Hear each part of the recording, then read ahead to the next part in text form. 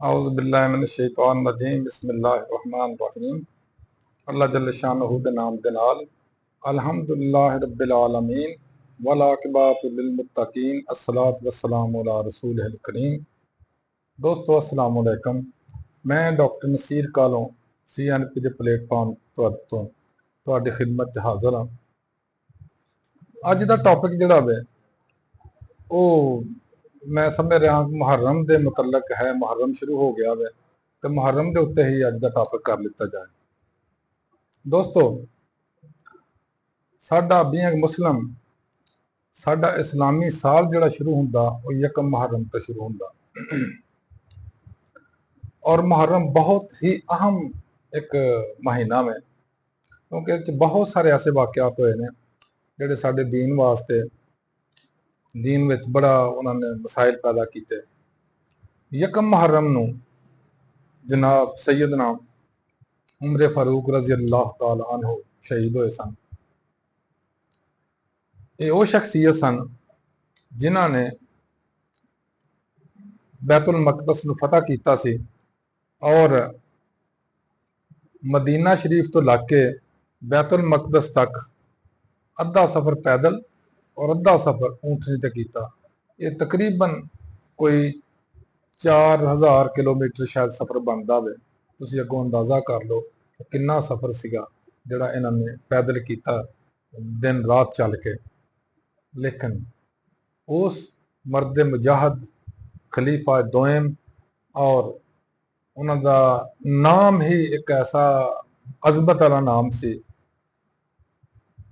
उमर फारूक, के उन्होंने तो जिहड़े है बड़े बड़े गैर मुस्लिम हुकूमतां से जिस फारस आ जाता वे और रोम आ जाता, रोमी हुकूमत सी, फारसी हुकूमत सी, बड़ा उन्होंने तो मतलब डरते सन। और सब तो बड़ी जी उन्होंने है एक तो फतूआत बड़ी उन्होंने जमाने च हुई, दूसरा उन्होंने जमाने च सब तो बड़ी जगह सी ये सी कि बैतुल मकदस फतह किया। दूसरा उन्होंने बड़ा नाम जिहड़ा सी वो इंसाफ सी, अदल सी। रातां नूं वो अपने शहर के अंदर या अपने इलाके के अंदर वो चैक करते सन, पैदल जाके घरां दे विच या इलाके दे विच फिरना, देखना कि लोगों को की तकलीफां ने और उहदा की हाल है। जिहदे एक तारीख च वाकया आउंदा वे, एक दफ़ा उन्होंने किसी घर चों देखा कि बीबी एक बड़ी परेशान सी ते उन्हां पुछया कि बीबी की गल आ, तुसीं क्यों बच्चे रो रहे हैं, मसला की है? उन्हें कहा जी साडे घर ते आटा ही कोई नहीं। बैतुल अपने हजूर वापस आए हजरत फारूक साहब और आके उन्होंने बैतुल माल चों आटा ले जाके अपने कमर मुबारक के उत्ते उठाया और ले जाके उन्होंने हवाले किया। इनू कहते अदले फारूकी। दोस्तों ये वो वाहद शख्सियत सन जिन्हां ने जो बैतुल अपने माले गनीमत चों हर जिहड़ा मुजाहिद सी उन्होंने एक एक चादर मिली सी जिहड़ी माले गनीमत चाहिए सी ते ओदी लोगों ने अपने अपनी मर्जी के मुताबिक जो जो सलवाना सी या जो जो बनाना सी बना लिया।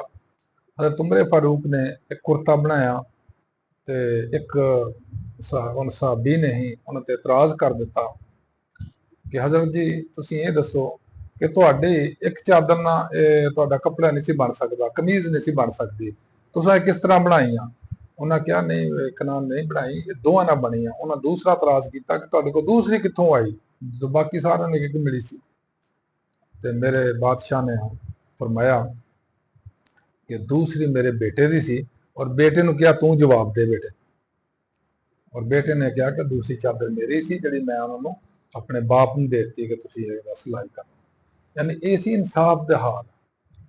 इंसाफ उस दौर दी कहा जाता कि सारी अरब दुनिया दे विच जिथे जिथे फतूआत हो चुकियां सी, इस्लामी हुकूमत कायम हो चुकी सी कि जड़ा भी एक सादा एक कली औरत एक मकाम तो चल के जिथे मर्जी दिन रात सफर करे कोई नज़र उठा के नहीं देख सकता। लेकिन हुण तुसीं कंपेयर करके देख लो अपने हालात नूं और उस तो टाइम के हालात नूं। दोस्तों उस तो बाद दूसरा बड़ा आसान है साडे इस्लाम वास्ते या साडे मुसलमानों वास्ते होया जड़ा हज़रत इमाम हुसैन रजी अल्लाह तआला अन्हु दी शहादत दा वाक़या 10 मुहर्रम दा बहुत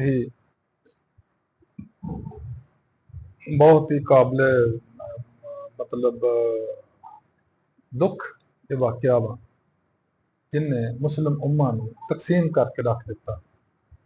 और ये याद होना कि हज़रत अमीर मुआविया जिहड़े बड़े वड्डे और बड़े आला किस्म के नबी सल्लल्लाहु अलैहि वसल्लम के सहाबी सन, ये उन्हां दे बेटे ने वकूआ किया जिसका नाम हुण भी नफरत तो लिया जाता। दोस्तों, मुहर्रम दे विच हर बंदे नूं अपने अपने हिसाब नाल अच्छे अंदाज च चलना चाहिए, काम करना चाहिए। और मुल्को कौम और दीन वास्ते ये सानू सबक आ कि दीन वास्ते कुर्बानियां देनियां पैंदियां ने, मुल्क वास्ते कुर्बानियां देनियां पैंदियां ने, कौम वास्ते कुर्बानियां देनियां पैंदियां ने और दे देनी चाहिए। लेकिन अज के दौर च असी बहुत कहने तकरीरां तुसीं मौलवी साहबान दियां या ज़ाकरीन दियां जिन्नियां मर्जी सुन लो, लेकिन हकीकत यह आ कि सिर्फ तकरीरां ने जिहदे च कोई उहदे ते अमल नहीं है और उन्हां दा ज़ाती अमल भी नहीं है। क्यों? जदों सिर्फ तकरीरां होंदियां ने वो कौलो फेल च तजाद इहनूं कहंदे ने कि जिहदा कौल हो रहे और अमल हो रहे उहदी गल ते कोई बंदा असर नहीं करता, इस वास्ते कि वह खुद उस अमल नहीं कर रहा, दूसरे को करनगे। इसकी बड़ी अच्छी मिसाल अज के दौर च मिलती है कि साडे हुक्मरान जड़े आ इन्होंने अपने असासे, अपनियां इंडस्ट्रियां, अपनी इन्वेस्टमेंटां वो तो बाहर कीतियां ने ते लोगों नूं बाहर जाके कहंदे ने कि तुसीं पाकिस्तान जाके करो। क्यों करनगे? यही मुनाफकत आ, यही कौलो फेल च तजाद आ कि जो कहंदे आ वो करदे नहीं, जो करदे ने वो दसदे नहीं। अगर असी अज भी अपने कौलो फेल च तजाद नूं खत्म कर दईए, अगर अज भी असी दीन दी स्पेड़ नूं समझ के उहदे उत्ते अमल शुरू कर दईए, अज भी असी दुनिया दे विच एक नाम पैदा कर सकते हैं। लेकिन दुख दी, अफसोस दी और बड़ी परेशानी की बात यह है कि मुस्लिम उम्मा जिन्हां ने तालीम, फतूहात और अखलाकियात दा सारी दुनिया नूं सबक दिता सी, अज उन्हां च ये सारियां चीज़ां दी बड़ी किल्लत हो गई है, बहुत कमी हो गई है।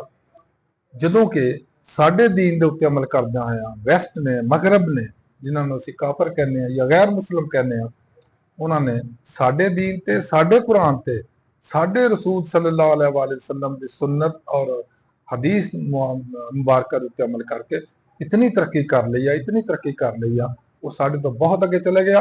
और असीं उन्हां दी तकलीद करदे होया, यानी असीं अपने हजूर दी तकलीद करन दी बजाए मगरब दी तकलीद करदे होया अपने आप नूं वो जिल्लत च लैके चले गए आ जिथों निकलना ही बहुत मुश्किल हो गया। दोस्तों, मुहर्रम दे सदके देखो, ये मुहर्रमुल हरम इहनूं कहंदे ने, हराम महीने, इहनूं अरब विच नसई कहंदे सी कि ये 4 महीने ऐसे सन जिहदे विच ਜਿਹੜੇ अरब के लोग ने आपस च लड़ाइयां, झगड़े, फसाद, दंगे, ये वो सारे खत्म कर देंदे सी बिल्कुल। वो 4 महीने हरम के महीनों हराम दे या हराम ਜਿਹੜੇ माह हराम ने ਉਹਦੇ ਵਿੱਚ कोई झगड़ा नहीं सी ਉਹਨਾਂ ਦਾ ਹੁੰਦਾ। लेकिन एक नसई उन्होंने एक नवा एक फिकरा बनाया सी, ਉਹਦੇ ਚ ਇਹ ਕਰਦੇ ਸੀ ਕਿ 4 हराम महीने ਜਿਹੜੇ ਨੇ ਉਹਨਾਂ ਚ ਇੱਕ ਮਹੀਨੇ ਨੂੰ ਆਪਣੇ ਲਈ ਜਾਇਜ਼ ਕਰਾਰ ਦੇ ਦਿੰਦੇ ਸੀ, ਬਾਕੀ ਜਿਹੜੇ ਹੈ 3 उन्हां चो मतलब उन्होंने हराम ही समझते सन। अल्लाह ताला जल्ले शानहू ने कुरान च इस बड़ी तनकीद फरमाई है, इस चीज़ को मना फरमाया कि जो अल्लाह का हुक्म है कि 4 महीने हराम महीने ने, 4 ते अमल करना चाहिए, जिस हर तरह का लड़ाई झगड़ा दंगा फसाद नहीं होना चाहिए। जिस जुलहज है, मुहर्रम है, सफर है और रजब है, गालबन 4 महीने उन्होंने डेफिनेट नहीं है, लेकिन 4 महीने ने। दोस्तों, अगर असी अज के दौर में देखिए तो मुहर्रम का महीना उस दौर भी हराम महीना सी, इस लड़ाई दंगा झगड़ा खत्म सी, बंद किया सी। लेकिन अज असी लोग इस दे उत्ते वो दंगा फसाद करने इस महीने दे विच, वो कुछ असी इस महीने च करने जड़ा अस्तगफिरुल्लाह अस्तगफिरुल्लाह, अल्लाह ताला अपना रहम करे साडे उत्ते। असी इस महीने च भी अपने आप को कंट्रोल नहीं करते। दोस्तों, ये साडे वास्ते सबक के नाल नाल साडे वास्ते एक पाबंदी का महीना भी आ, सानू उत्ते अमल करना चाहिए और सुन्नत इमाम हुसैन ते भी अमल करना चाहिए, हजूर सल्लल्लाहु अलैहि वसल्लम दे सुन्नत दे नाल नाल। वाखिर दावना अल्हम्दुलिल्लाह रब्बिल आलमीन।